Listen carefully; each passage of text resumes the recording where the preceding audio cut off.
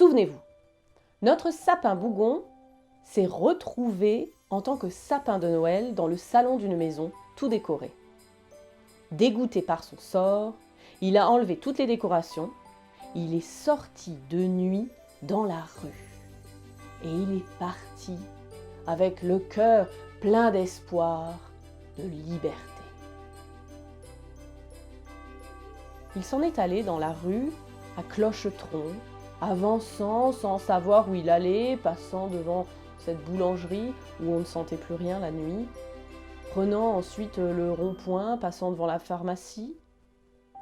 Puis je peux vous dire que cette nuit-là, il faisait un froid de canard. Et le sapin bougon commençait à frissonner. Vous allez me dire que je dis n'importe quoi, que les sapins ont l'habitude de vivre dans le froid toute l'année, dans la forêt.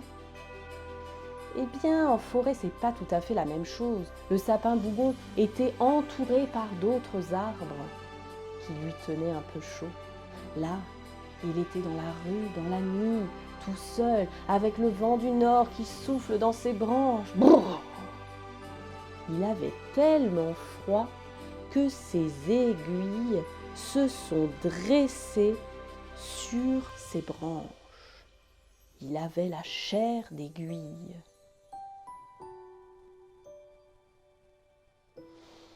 Mais il a continué son chemin bien déterminé. Il est passé dans la grande avenue et il a vu toutes les fenêtres des immeubles, des appartements. Et puis derrière de nombreuses fenêtres, il a vu un sapin. Un sapin dans chaque salon. Et ils avaient bonne mine, ces sapins. Eux, au moins, ils étaient au chaud. Certains étaient entourés d'humains et ils étaient tous très beaux. Ici, il y en avait un qui était tout de blanc vêtu. De ce côté-là, il y en avait un qui était rouge et or. Et celui-là était décoré avec de nombreuses guirlandes multicolores qui clignotaient. Et puis à chaque fois qu'il voyait le sapin bougon, ces arbres beaux, fringants, heureux, tout décorés, lui faisaient un petit clin d'œil. Et il se demandait qu'est-ce qu'il fait celui-là, tout nu, tout seul. Et le sapin bougon se demandait la même chose. Il commençait sérieusement à regretter son choix.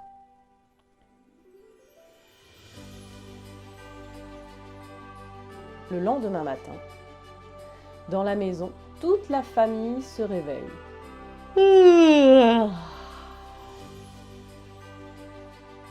Et en sortant de leur chambre,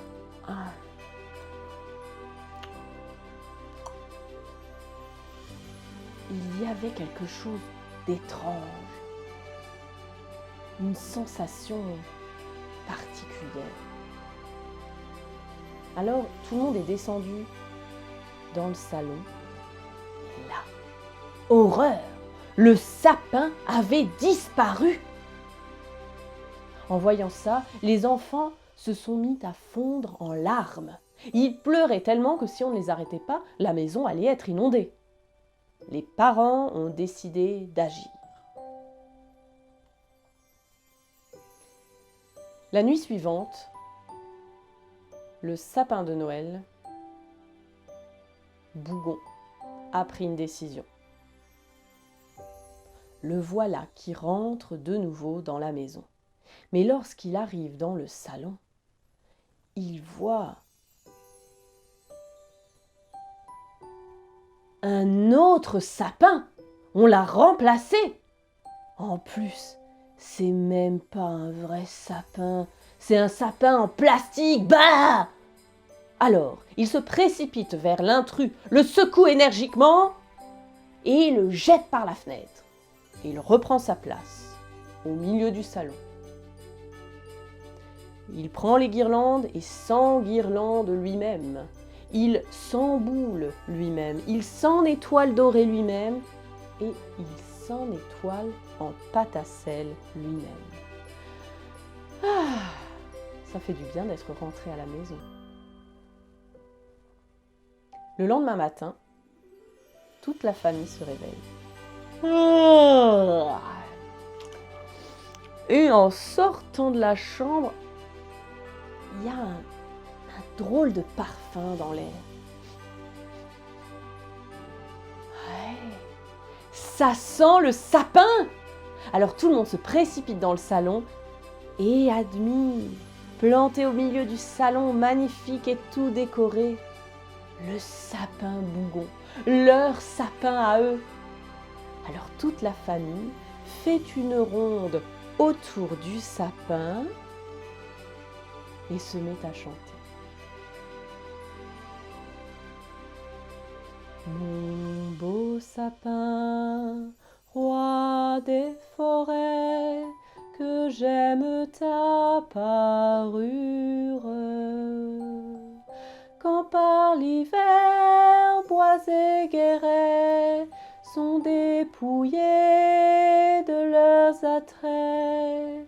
Mon beau sapin, roi des forêts, tu gardes ta verdure. Et pour la première fois de sa vie, à ce moment-là, le sapin Bougon se sent heureux. Il se sent bien, tout simplement.